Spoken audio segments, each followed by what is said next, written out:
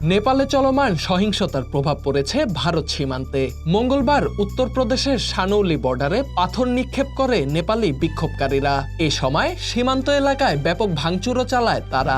এ ঘটনায় নেপাল ভারত সীমান্ত জুড়ে বিরাজ করছে টানটান উত্তেজনা। সীমান্ত খোলা থাকলেও ভারতীয় নিরাপত্তা বাহিনীকে 24 ঘন্টা সর্বোচ্চ সতর্ক অবস্থায় থাকার নির্দেশ দেওয়া হয়েছে।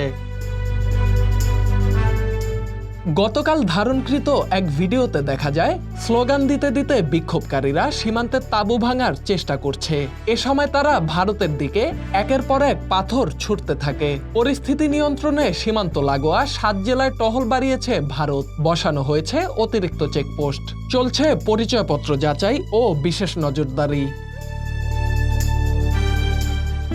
এদিকে নেপালে অবস্থানরত নাগরিকদের উদ্দেশ্যে বিশেষ নির্দেশনা জারি করেছে ভারতের পররাষ্ট্র মন্ত্রণালয়। নির্দেশনায় নেপালে অবস্থানরত ভারতীয় নাগরিকদেরকে ঘরের বাইরে বের না হতে বলা হয়েছে। একাধিক ভারতীয় এয়ারলাইন্সও বন্ধ করেছে কাঠমান্ডুগামী ফ্লাইট।